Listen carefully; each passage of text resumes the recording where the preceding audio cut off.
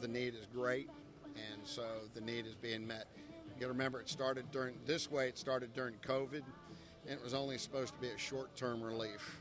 Here we are 6 years later, and it's still going on. It is still going on. According to research and recent data, Bullitt County has a 23% poverty rate, which means close to 1 out of 4 people may go to bed hungry tonight. For the past several years, Feed the Boro has reached people who on any given day may not have food on the table. The work continues, though, as you just heard, as the organization maintains its food drops that supply a family of 4 2 meals a day for a week. But here's the but. They need your help. Lisa Sampson is the vice president of the volunteer-driven nonprofit. She joins us now with more on how you can help make a difference. Thank you so much for being here today. We were talking during the break because what started out as a temporary project is now 6 years and running. You've served 4 million plus meals already, which is a great thing. But it points to the fact that so many people are still in need, and that number is growing. Unfortunately, it is, yeah. We started off in 2020 during the height of COVID. So it's been just a Thanksgiving meal, which then turned into a monthly food drop. So we're now approaching 6 years of doing the work. And we recently celebrated 4 million meals last month. So we're really grateful that we've been able to serve our community. But as you mentioned before, like, the need is still there.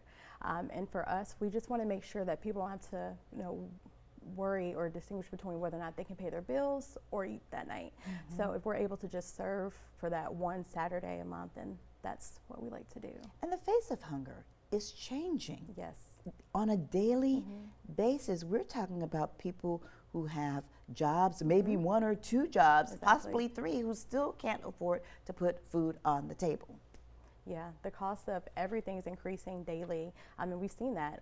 A lot of times when people are in the drop in the line, a lot of people ask, if we question their finances. We don't, because if someone feels the need to get into line at 3, 2 o'clock in the morning because they need the food, then we're just there to serve them. No judgment.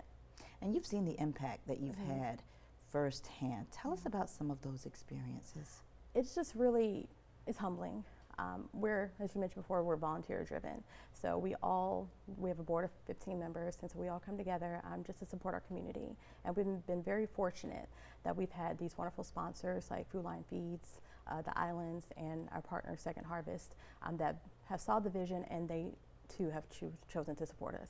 And these are people, it started out as Feed the Borough, but it's kind of like Feed the Area, because people do come from all over to get food. They do. And as long as they're there and they fill out the form, we're there to serve. Yeah. And we're taking a look at video to see how this runs, because this operates like a well-oiled machine. It does. It does a little bit. We've got it down to science pretty much at this point. So how does it go?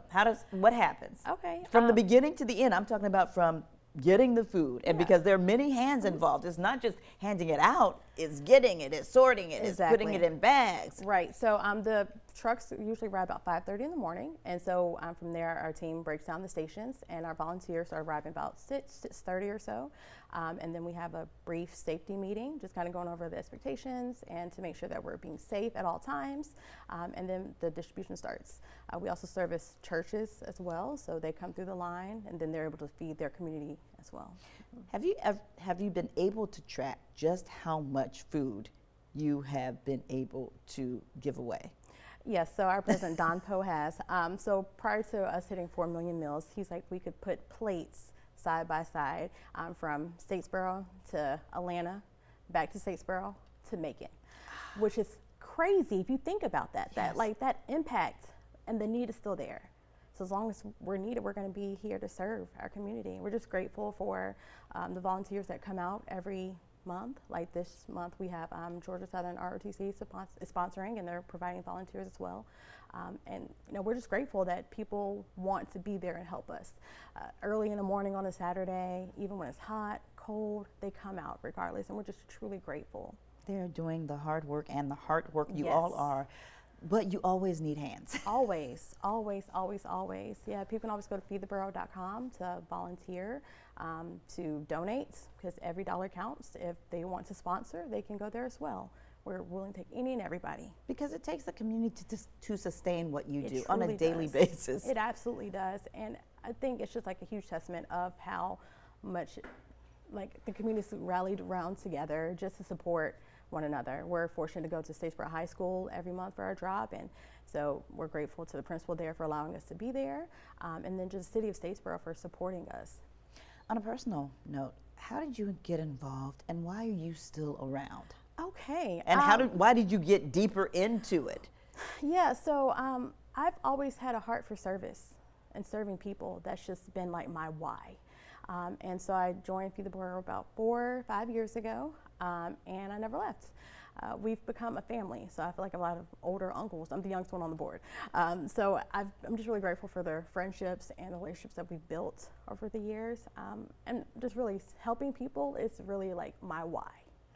Yeah, and we saw a soundbite from Don Poe earlier. I would imagine he's one of those older uncles for the entire area. Oh yes, absolutely. Don Poe, he is just an amazing man. I tell him that all the time. Just the heart that he has to do this and to have done this for so long. I'm just really grateful for everyone and their willingness to help. Yeah, and so what are the qualifications for volunteers? Do you have to be a certain age in order to help out? Gotcha. Yeah. So we do ask that if they're children to be at least 13 or older, but still have a parent, no closed-toe shoes, and just wear something comfortable. You don't want to go outside in a sweatsuit and it's 90 degrees because you pass out. They're like, oh, whoops. So we don't want that to happen. But other than that, just come out. Yeah. And if you're on the receiving end, what do you need to do? Yeah. So you just need to get in line.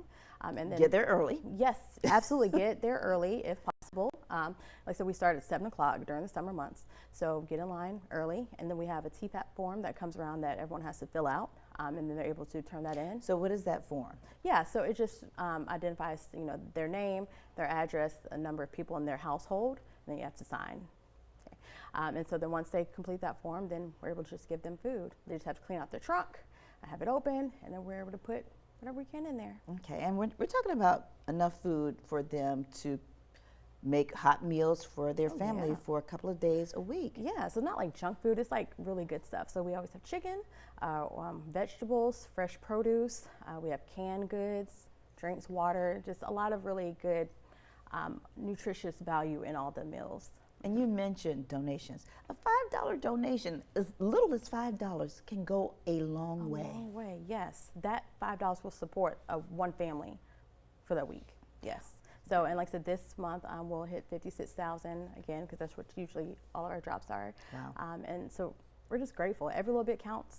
So don't think that your $1, $2, $5, $20 is enough. It is. We'll take it. We'll take it. And you can come out. Yes. Thank you, Lisa, for joining us today. Here's the information on your screen about Feed the Boro's monthly food drop. There's one more this Saturday, August 22nd, beginning at 7 a.m. at Statesboro High School. You can find more information and see this interview again anytime by visiting our website, wsav.com/community-corner. Right now, as Lisa mentioned, she doesn't want you to come out in a sweatsuit when it's this hot because Alyssa Carsley knows about hot. Alyssa, good morning.